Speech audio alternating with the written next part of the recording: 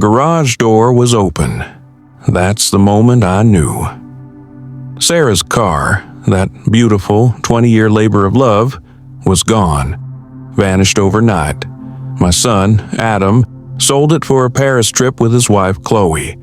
But one phone call the next morning changed everything. The man on the line said he had Sarah's car, said there was something my wife wanted me to know, something she hid before she passed. My name is Elias Thorne, and this is the story of how my dead wife saved my life and taught our son and his wife a lesson they will never forget. The garage door was open. That's what I noticed first. I was standing in the kitchen, coffee going cold in my hand, looking through the window above the sink. The door rolled up, the space inside dark, even with the morning light. Sarah never left it open. 43 years of marriage, and she never once left that door open overnight. But Sarah was gone. 8 months now. I set the coffee down, walked to the back door, and opened it. Spring air hit me. The kind of morning Sarah would have been out there already, bent over that car with a rag in her hand. I crossed the yard in my slippers. The oil stain in the center of the garage floor was dark and familiar. 20 years of the same car sitting in the same spot leaves a mark. But the spot was empty now. Just empty. I put my hand on the door frame and breathed. In through the nose, out through the mouth. 43 years of being a carpenter and a husband taught me the same thing. Breathe, think, act. But I couldn't think past the empty space. I walked to the workbench. Sarah's journal lay open next to her vise, pages filled with her small, careful handwriting. The last entry was dated 3 weeks before she died. Her writing looked tired, the letters looser than usual, almost done. 20 years on this beauty. Can't wait to teach Eli to drive her properly. Our retirement road trip starts next summer. I closed the journal, placing it back exactly where it had been. The garage still smelled like her. Motor oil and old leather and that orange hand soap she used. A car engine sounded outside. Adam's leased black SUV pulled into the driveway. 38 years old, and he still wouldn't look me in the eye when he knew he'd done something wrong. The passenger door opened. Chloe stepped out. Perfect, like always. Designer clothes, sunglasses, looking at me standing there in the garage. Adam walked toward me, stopped at the edge of the driveway. "Dad." I waited. "Where's the car, Adam?" His jaw tightened. "That's what I need to talk about." "Where is it?" "I sold it." The words didn't make sense at first. "You what?" "I sold it yesterday. I needed the money. Chloe has been planning this Paris trip for months. It's important for her business connections. I couldn't let her down." The tightness in my chest spread. I crossed my arms to stop my hands from shaking. "That was your mother's car." "It was just sitting there." "Mom's gone, Dad. You don't even drive it?" "It was. Hers. Past tense." He finally looked at me, his eyes tired. "I got a good price for it, too. $15,000. That's fair for a car that old." $15,000 for a car Sarah had spent every weekend working on. For a car she'd restored piece by piece over 20 years. For a car she'd promised would stay in the family. I wanted to yell, but 43 years of holding things together taught me to keep my voice steady, even when everything inside was breaking. "When did you take it?" "Yesterday afternoon. You were at the store." He still had his key, the one from when he lived here. Chloe walked up then. "Eli, we're not discussing this, it's done. The car is sold. We leave for Paris tomorrow. This is between me and my son. I'm his wife. What's between you and him is between all of us," she said, pleasant, reasonable, like explaining something simple to someone slow. Adam needed that money. The car was sitting unused. It made sense to sell it. It was his mother's. His mother is dead, she said flat, and Adam is trying to build a life. We both are. Surely you understand that. I didn't trust myself to speak, just looked at Adam. He wouldn't meet my eyes again. We'll send you photos from Paris, Chloe said, smiling. You'd love it there. The architecture, the museums, very romantic. The casual cruelty of that comment hit me hard. They walked back to the SUV. Adam glanced back once, just once, saw me standing there in the empty garage. Then he got in the car. Chloe's window rolled down. Take care of yourself, Eli. We'll see you when we get back. I went back into the garage and stood in the center of the oil stain. The silence was emptier without the car. I picked up Sarah's journal again, read her words about our retirement road trip. I closed the journal and held it against my chest. 8 months a widower, and I thought I'd cried all the tears there were. But standing in that garage, looking at the empty space our son had left, I felt them coming again. The phone rang at 7 a.m. Unknown number. I almost didn't answer. Hello, Mr. Thorne. This is Marcus Vance from Vance Restoration. I have your wife's car. I sat up straighter. What? The Shelby? Your son brought it in Wednesday. I need you to come to the shop, please, right now if you can. There's something Sarah wanted you to know. My brain tried to make sense of the words. I don't understand. Sarah was my friend, a good friend. His voice cracked. I was at her funeral. Please, Mr. Thorne, can you come? I remembered him now, vaguely, a man standing in the back at the funeral home. I wrote down the address, an industrial area on the east side of town. I'll be there in 30 minutes. I drove across town. The industrial area was all concrete and metal buildings.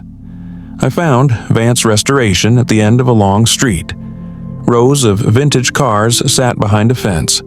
A man with gray hair, maybe 65, stood waiting. Mr. Thorne, thank you for coming. I'm Marcus Vance. He put out his hand. His grip was firm, but his hand was shaken. Your wife saved my life 25 years ago. He looked at the ground, took a breath. I needed a business loan. No bank would touch me. Bad credit, just a dream. Sarah co-signed for me, risked her own savings for a stranger. He wiped his eyes. This shop exists because of her. I've been successful, built a good life, all because your wife believed in me. When your son brought that Shelby in Wednesday, I knew it the second I saw it. Marcus looked sick. Sarah talked about that car every time we ran into each other. He was so proud of it. Your son said he sold it. He did. To me, your son had no idea what he was selling. I asked him if he knew the value. He said $15,000 sounded fair. My stomach dropped. What's it really worth? I asked Marcus. He met my eyes. Around $180,000, Mr. Thorne. It's a documented 1967 Shelby GT500, one of 2,048 ever made. Sarah restored it to museum quality. The number didn't make sense. $180,000. Yes, sir. Adam sold it for $15,000. I sat down on the curb. Just sat. Marcus sat next to me. I bought it from him, Marcus said finally. Paid him the $15,000 because he was desperate. Said something about a Paris trip with his wife. But, Mr. Thorne, that car was never mine to keep. Dennis, Sarah, made me promise 2 years ago. Marcus stood, held out his hand. Come inside. There's something you need to see. He led me to the garage. The space was huge, white floors, bright lights. He pulled the cover back. The Shelby sat there, gleaming, burgundy paint perfect. I walked toward it slowly. I could feel Sarah in every line. I opened the door and sat in the leather seat. It smelled like the garage at home. Marcus leaned against the door frame. 2 years ago, Sarah asked me to help her install something, a hidden compartment. Why? I asked. She said if anything ever happened to her, I needed to make sure you knew about it. Made me swear. Marcus gestured to the dashboard. This was for you, and only you. My heart was pounding. Marcus showed me how to release the panel. The radio face came away, and behind it was a space, dark and hidden. I reached in. My hand touched paper. I pulled out a manila folder, thick and heavy. Under it was a sealed envelope with my name on the front in Sarah's handwriting, and at the bottom, a small wooden box with a key inside. I opened the envelope first. Narrator reads Sarah's letter, his voice taut with restrained emotion. Eli, if you're reading this, I'm gone. I'm sorry I didn't tell you while I was alive. I needed to protect you from this until I had proof. I've been investigating Chloe for 18 months. She's not who she says she is. Her real name is Chloe Cortland. She's done this before, twice that I've found so far. In this folder is everything I've gathered. Photos, documents, contact information for her previous victims. She targets men with aging parents and family, assets. She's going to target our house, Eli. She'll convince Adam that you're declining, that you need care, that the house should be sold. Then she'll disappear with the money. Adam won't believe me without ironclad proof, and I don't have it yet. The key in this box is for our safe deposit box at First National, box 447. Inside are stock certificates I bought in 1994 as a favor to a client. Check the current value. You're taken care of financially. Marcus knows to call you if anything happens to this car. Protect yourself. Protect our son. He's a victim in this too. I love you. I'm still protecting you. Sarah. I read it twice. Sarah knew. She spent 18 months investigating her.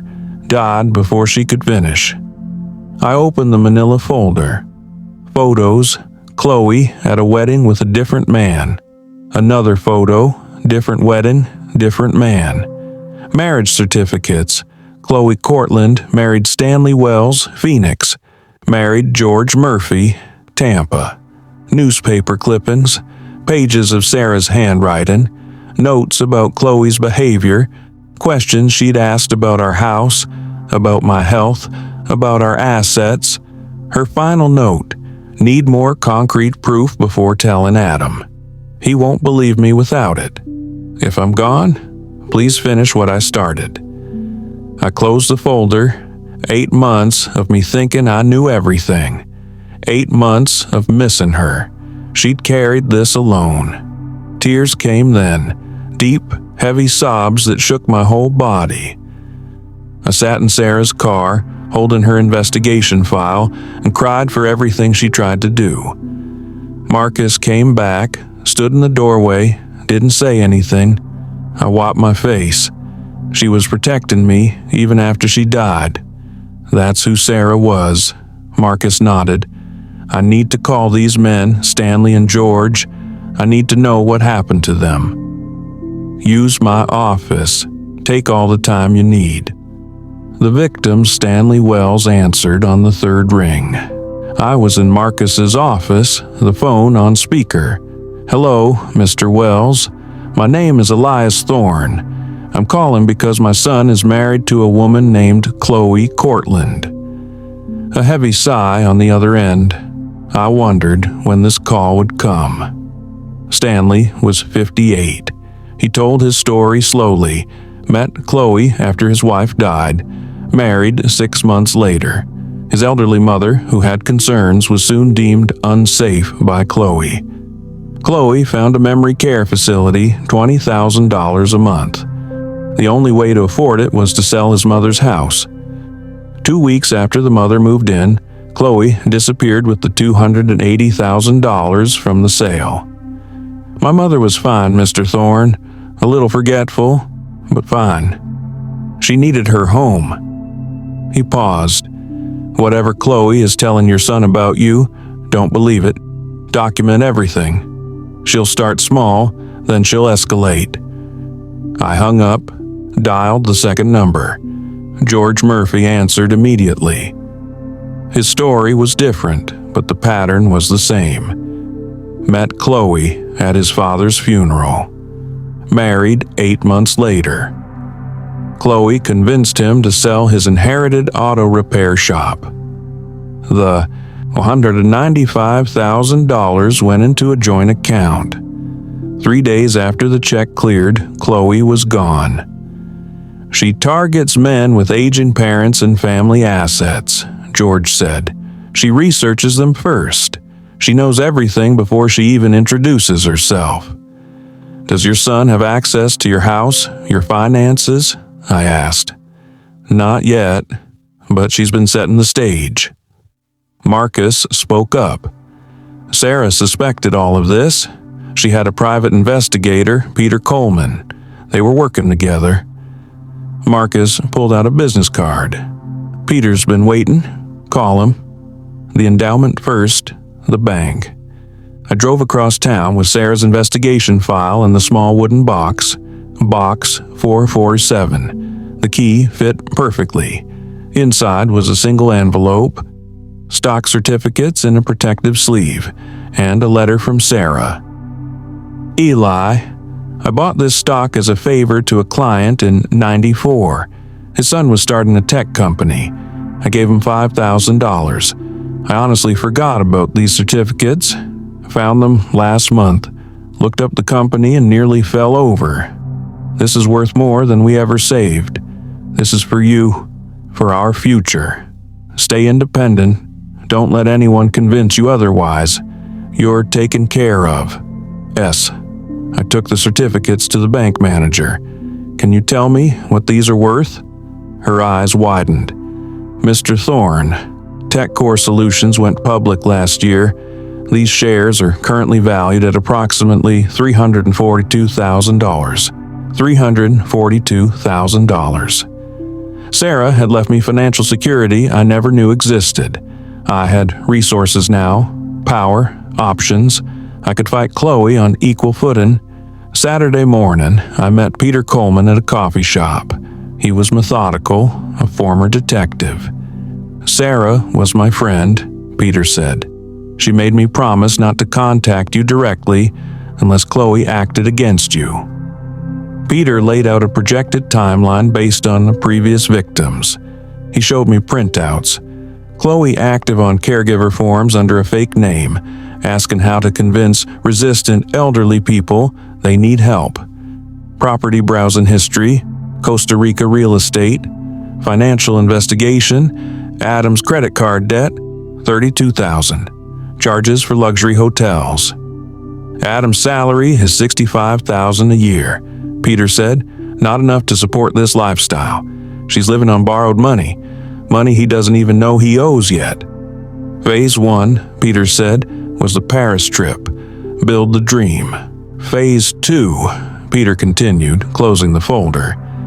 Next 2 or 3 months, she'll start concerns about you. Suggest you're declining. Phase 3, 4 to 6 months, build the case for assisted living. Phase 4, 6 to 8 months, convince Adam to sell your house. My house is paid off, worth $320,000. Exactly. Her total take would be over $350,000. Peter leaned forward. She's in setup phase now. When they get back from Paris, she'll start the campaign in earnest. The police can't stop her yet. She hasn't committed a crime in this state. Until she actually takes money or commits fraud here, police can't act. So, we wait for her to hurt us? We build the case now. Document everything. When she makes her move, we're ready. And Adam has to see the truth himself. If you just tell him, she'll convince him you're paranoid. He has to discover it. I understood. Adam wouldn't believe me without proof he found himself. That evening, I sat at my kitchen table and made a list of everything Chloe had done. 2 months ago, Adam asking where I kept the house deed. 6 weeks ago, Chloe taking photos of every room. 1 month ago, Adam asking if I'd forgotten about lunch plans we never made. 2 weeks ago, a brochure for Sunset Hills Senior Living fallen from Chloe's purse. The pattern was there. Chloe was creating a narrative that I was declining, preparing Adam to believe his father needed help. I closed my notebook. Sarah protected me in every way possible, left me money, left me evidence, left me people who would help. Now I had to protect Adam. They came back from Paris on a Tuesday. I invited them for dinner. Played the part perfectly. Made pot roast. Sarah's favorite, Adam's childhood favorite. Chloe controlled the conversation. Paris was wonderful, but it made me realize how much we're missing out on. Adam works so hard and we have so little to show for it. She looked at me. Carol, Eli, this house is really too big for one person. Have you thought about downsizing? Maybe something more manageable? There it was, the first direct move. I'm managing fine, I said. This is my home, of course. Chloe's smile was pleasant. We just care about your safety. The stairs, the yard work. It's a lot for someone your age. Adam nodded along. We worry about you here alone, Dad. I noticed. He said, we, not I. Chloe's words coming out of his mouth. After dinner, Chloe excused herself. Bathroom down the hall. She was gone 10 minutes. I found her upstairs near Sarah's old office. The bathroom door was open and empty behind her. Oh, she jumped. I got turned around. This house has so many rooms. The bathroom is downstairs where it's always been. I led her back downstairs. Seeds planted. She'd push harder next time. Wednesday morning, I called Adam. I need to talk to you about something. Can you come by? Just you. Vanessa, Chloe and I don't keep secrets, Dad. This is between you and me. Please, Adam. Okay, I have to tell Chloe where I'm going. He arrived at 3, alone. I had coffee ready. Sarah's investigation file on the kitchen table. Dad, if this is about the car again. He sat, arms crossed. Before I show you anything, I need you to listen. Really listen. I showed him Sarah's letter first. Adam read it, color draining from his face. Mom was investigating Chloe for 18 months before she died. His reaction was instant. Anger, denial. Mom never liked her. She was paranoid about everything. This is ridiculous. Look at the evidence. I spread the photos on the table. Chloe at 2 different weddings with 2 different men. The marriage certificates. Call them. Ask them about their wives. He grabbed the paper, crumpled it. I'm not doing this. He headed for the door. Why are you doing this? Can't you just let me be happy? My voice broke. Because your mother died trying to protect you, and I'm not going to let her last months be for nothing. He slammed the door behind him. The waiting was the worst part. At midnight, the phone rang. Adam's name on the screen. His voice was wrecked, raw. I called them, Dad. I called them both. He was crying. What did they say? Everything. Stanley's mother, George's shop. It's the same. Exactly the same story. I was so sorry for him. I went home after I left your house, he choked out. I was so angry, but I kept thinking about Mom, about those marriage certificates. So I decided to test her. What happened? I asked where she grew up. Her answers were different, completely different from things she told me before. Different town, different college, different everything. Then I pushed, asked about the credit cards Peter found, the ones in my name I didn't know about. His voice went flat. Her whole face changed, like a mask came off. She said they were business investments I wouldn't understand. I kept pushing. I said I wanted to see the statements. She packed a bag right then. No more pretending. Said I was weak. Said I was just like what Dad said. Just like all of them. She walked out, just got in her car and left. I hung up and dialed Peter Coleman. He answered on the first ring. I'm already tracking her through the credit cards. She checked into the airport Marriott an hour ago. She's leaving. Made multiple cash withdrawals, and she just booked a flight. Mexico City, 6 a.m. departure, one way. She's running. Yes, but I found something else. Chloe Cortland is a stolen identity. Her real name is Linda Marsh. She's wanted for fraud in 2 other states. We can get her at the airport. What do you need? Adam's cooperation. His statement about the credit card fraud. Can he do that? Yes, I'll make sure of it. At 3 a.m, we met at my house. Peter, Adam, and me. Adam looked destroyed. Vanessa, Linda is leaving on a 6 a.m. flight, Peter said. Police are ready to arrest her on outstanding warrants, but we need your statement about the forged credit cards.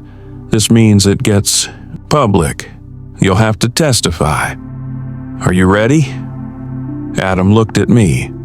What would Mom do? Your mother spent her last months building a case against her.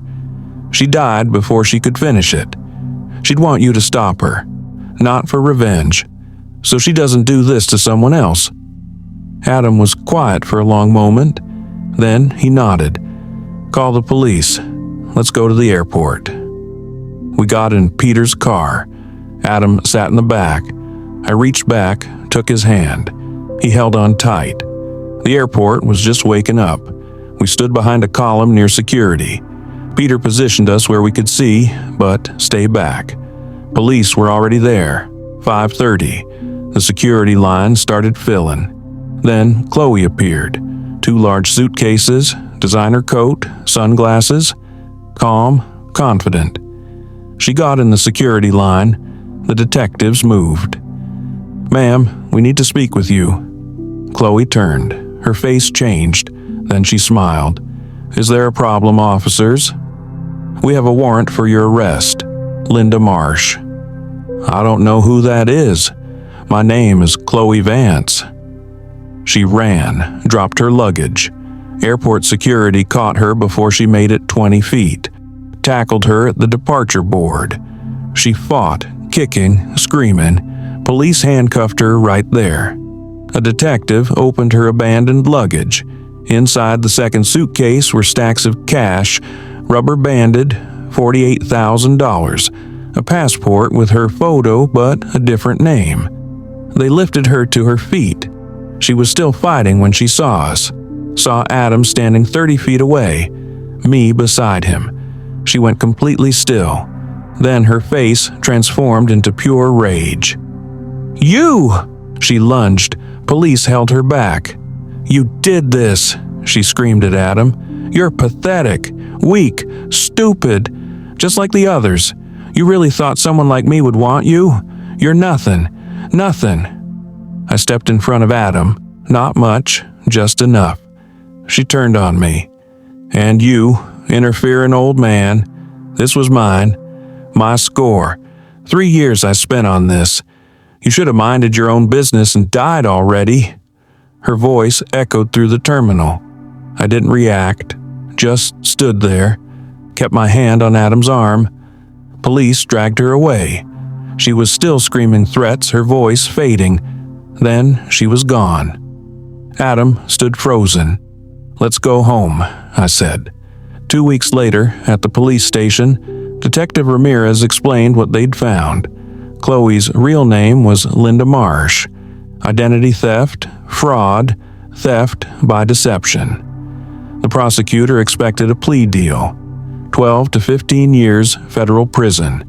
Stanley Wells and George Murphy's cases were reopened. 1 month later, Adam showed up at my door with 2 suitcases. "Can I stay here? Just for a while?" "Of course." He took his old room, posters still on the walls, football trophies on the shelf. The marriage was annulled, never legally valid. Chloe married under a stolen identity. Adam started therapy. Twice a week. Some days he was okay, made breakfast, helped around the house, smiled occasionally. Some days he barely spoke, stayed in his room. I didn't push, I just kept. The space safe, made his favorite foods, left lights on. Years of life taught me about healing. It's not linear, it's messy. It takes time. 2 months after the airport, the prosecutor called. Linda Marsh took the plea deal, 12 years federal prison. I told Adam over dinner. He just nodded. That Saturday, I found him in the garage. He was sitting on Sarah's old work stool, holding her work journal, tears running down his face. "I found this on the workbench." His voice was thick. He opened to a page from years ago. Sarah's handwriting filled it. "Taught Adam to change the oil today. He's 12, old enough to learn. His hands are still small, but careful. He listened to every word. So proud of him." Adam's hands shook. "I barely remember this," he whispered, working on the car with her. I sat on the workbench beside him. She loved those days, talked about them all the time. "I sold her car." Adam's voice broke. "The car she spent 20 years on for $15,000 for a trip to impress a woman who was planning to destroy our family." He wiped his eyes. "The last conversation I had with her, we argued about Chloe. I told her to back off, to let me live my life. She died a week later. I never apologized. My throat was tight. She knew you loved her. How could she? I chose her, over you, over everything she taught me." I pulled out the letter Sarah had left in the car, the one about needing proof before telling Adam. "Read this." Adam read Sarah's words about not wanting to break his heart, about loving him, about him being a victim too. "She understood," I said. "She knew Chloe was good at what she did. She didn't blame you." Adam broke down completely, deep sobs that shook his whole body. I held him. All those years being a father, holding my son through every pain. This one cut the deepest. We sat in the garage for a long time. Eventually, his tears stopped. He wiped his face. "I wish the car was still here. I'd learn everything about it the way Mom wanted me to." I squeezed his shoulder. He closed the journal carefully and put it back on the workbench. I paid off Adam's remaining $5,000 debt the week after Linda Marsh was sentenced. The stock certificates gave me choices. I sent Stanley Wells and George Murphy each a check for $10,000. Attached a note. "For your mother's memory, from someone who understands." For myself, I decided to stay in the house, stay independent, like Sarah wanted. 2 months after the airport, on a Saturday morning, I heard an engine rumble outside. Deep, powerful, familiar. I looked out the kitchen window. The Shelby sat in my driveway, burgundy paint gleaming in the sun. Marcus Vance behind the wheel. Adam was upstairs. I heard his door open, his footsteps on the stairs. He'd heard it too. We both walked outside. Marcus got out, smiled when he saw our faces, bringing her home where she belongs. He held out the keys to me. "This was never mine, Mr. Thorne. Sarah built it for you. She'd want Adam to learn it." Adam's voice came out raw. "I sold it. I threw it away." Marcus looked at him. "You were a victim, too. Your mother knew that. That's why she built the case to protect you." He handed me the keys. We opened the garage door together. Marcus backed the Shelby into its spot. The oil stain on the concrete still there. The engine shut off. The garage smelled like it should again. Motor oil, old leather, Sarah. "She'd be proud of what you did," Marcus said to me. He looked at Adam, "and he'd be proud you came back, that you're healing." 3 months later, on a Sunday morning, we started. Adam brought Sarah's work journal to the garage. I brought coffee. "I don't know where to start," Adam said. I opened the journal, found the page marked Teaching Adam. Sarah's handwriting clear and careful. "Start with the oil. Check it first every time. Before you drive her, know she's ready." Adam found the dipstick. His hands were steadier now. He spent the morning going through the car, following Sarah's notes step by step. "I forgot how much I loved this," he said, smiling. "Being in the garage, working with my hands. Your mother loved these days with you. I remember more now. Little things, the way she'd let me try even when I made mistakes." He closed the hood carefully. "We'll take care of it," he said. 4 months after Marcus brought the car back, I decided it was time. I stood in the garage with the keys in my hand. Adam came out. "You ready?" "I think so." We got in. Adam in the passenger seat, me behind the wheel. I started the engine. The Shelby roared to life, the deep rumble of Sarah's work, her patience, her love. I backed out of the garage carefully, Adam's hand on the door handle, nervous but trusting. We drove down Oakwood Drive, windows down, the engine purring smooth and powerful. "Mom would lose her mind right now," Adam laughed. "In the best way." We drove with no destination, just driving. The Shelby responded perfectly. I backed the car into the garage. Perfect fit. I turned off the engine, sat in the quiet after. "Mom would be so proud of you," Adam said. "Of us," I corrected. That evening, I looked out the window at the garage. The house was quiet, but not empty. The garage full again. Sarah's letter came back to me. "I'm still protecting you." She was. The investigation, the stocks, Marcus keeping his promise. Sarah loved me enough to prepare for everything. I wasn't alone. Never was, never would be. So, that's my story. I'd love to hear what you think. Would you have been able to forgive your child for selling something that precious? Let me know, and remember, never underestimate the quiet strength of those you love.